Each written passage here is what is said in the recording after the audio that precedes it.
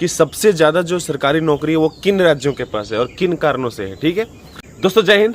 Video शुरू करने से पहले अगर वीडियो आपको पसंद आए या अब तक का कोई भी वीडियो आपको पसंद आया हो, ठीक है, तो ये मेरा मतलब गुजारिश है कि आप जो है आप इसको स्टेटस में लगाइएगा और अपने दोस्तों के या ग्रुप में ज़रूर शेयर करिएगा। ठीक है, आइए वीडियो में आगे बढ़ते हैं।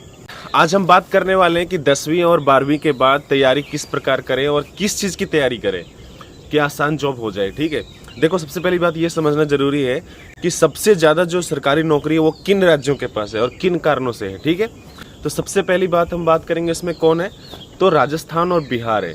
खासकर बिहार रेलवे पूरा जो चलता है, मान के चलो सबसे ज़्यादा जो नौकरी जो देता है उसमें से सबसे ज़्यादा नौकरी कौन देता है पूरे भारत में, तो सबसे ज़्यादा नौकरी देता है रेलवे।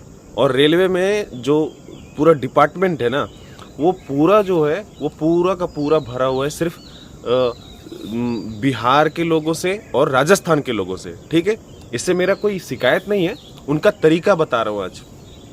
ठीक है, और उसमें भी क्या देखो कैसे, जब हम जो रेलवे में ग्रुप डी ज्वाइन किए तो आप यकीन करेंगे कि जितने लोग थे उसमें से सारे में हम जितने ज्वाइन किए उसमें से अकेला हम थे झारखंड के अपने डिवीज़न में, जहाँ पे हम सेट में गए।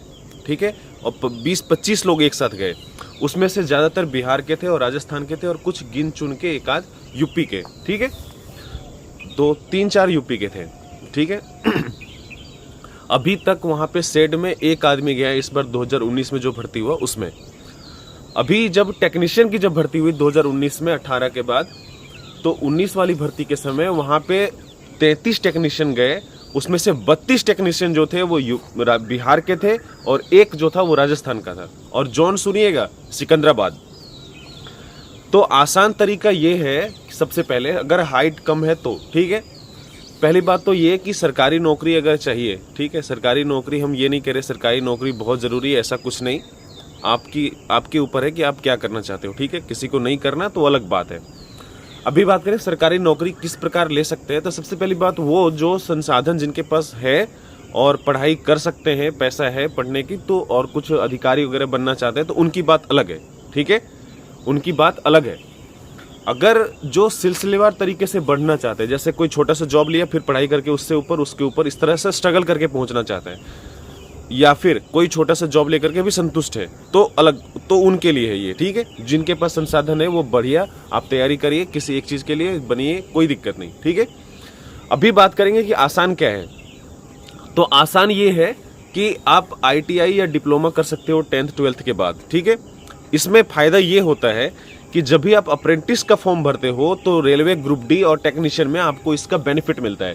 मिनिमम क्वालिफाइंग स्कोर पे रेलवे ग्रुप डी और टेक्नीशियन मिल जाता है, फिर आप चाहे वहीं पे सेटल हो जाइए या पढ़ाई करके ऊपर आगे बढ़िए।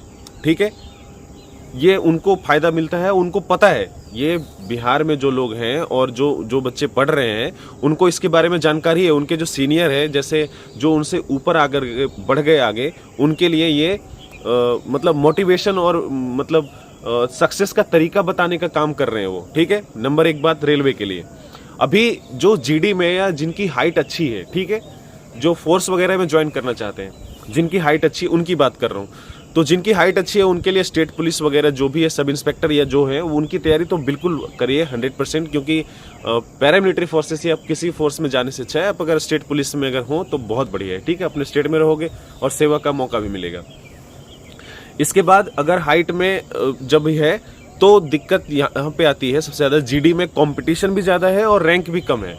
लेकिन अगर थोड़ा सा अगर पढ़ने का और तरीका बदल दो तो आप कंपटीशन भी कम हो जाएगा और रैंक भी अच्छा हो जाएगा। देखो कितना बढ़िया मज़ेदार बात है, ये हमको किसी ने नहीं बताया, लेकिन आपको बताना इसलिए ज़रूरी है क्योंकि आसान तरीके से आप अच्छे जगह पे पहुंच सकते हो। देखो कैसे, हेड कांस्टेबल मिनिस्ट्रियल और SSC GD का जो सिलेबस है लगभग सेम है।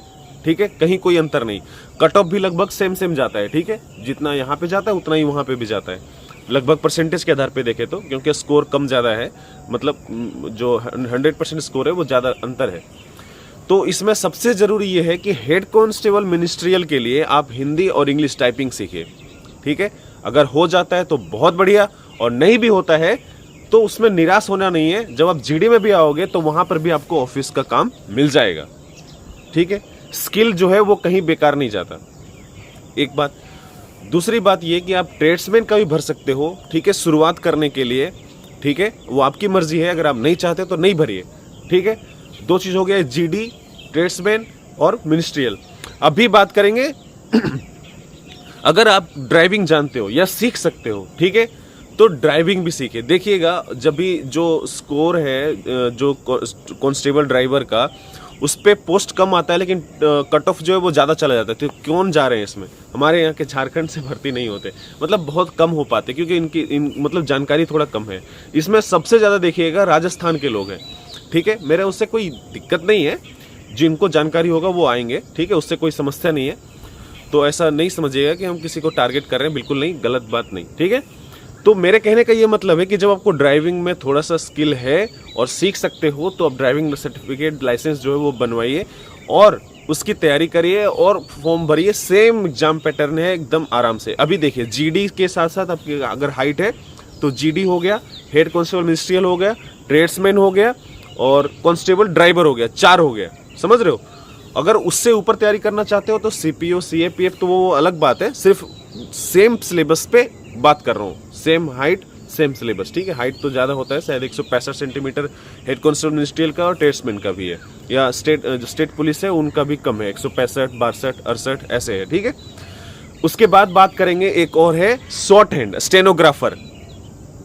ये मिनिमम कट ऑफ पे, मिनिमम कट ऑफ मतलब बढ़िया कट ऑफ पे बहुत कम पोस्ट आता है, लेकिन बढ़िया कट ऑफ पे सिलेक्शन हो जाता है। चाहिए क्या? शॉर्ट हैंड चाहिए, और हमको ये पता नहीं होता तब, ठीक है। तो इस प्रकार का काम करिए और सिलेक्शन लेने में अपने आप का मतलब अपग्रेड करिए अपने आप को, ठीक है। देखिए अभी कितना हो गया, SSGD, tradesman, head constable ministerial, फिर उसके बाद हो गया स्टेनोग्राफर, फिर कांस्टेबल ड्राइवर, मतलब 5 ऑप्शन है आपके पास। अभी सारे फोर्सेस में मिला के हम कहें तो कम से कम मतलब 10-15 तो भर्ती साल में आती होगी। सोचो कितने पैरामिलिट्री फोर्सेस है, कितने उसमें हेड कांस्टेबल मिनिस्ट्रियल का आएगा हर साल, कितने ट्रेड्समैन का आएगा, कितने ड्राइवर का आएगा, कितने, और एक फायर विंग, ठीक है, फायर विंग भी है सीआईएसएफ में, तो इसका भी मतलब कुल मिला के आपके पास 6 ऑप्शन हो गया। अब सोचो, मेरे समय जब हम भर्ती हुए तो हमको जीडी के अलावा किसी का कुछ पता नहीं था, रेलवे में हम कैसे जाए हमको पता नहीं था। तो बहुत मेहनत करके हम ग्रुप डी में भर्ती होते हैं। इतना ही मेहनत करके हम अगर आईटीआई कर लिए होते या डिप्लोमा कर लिए होते तो रेलवे में ही हम जूनियर इंजीनियर बन जाते, ठीक है। क्या बनते नहीं बनते वो अलग बात है।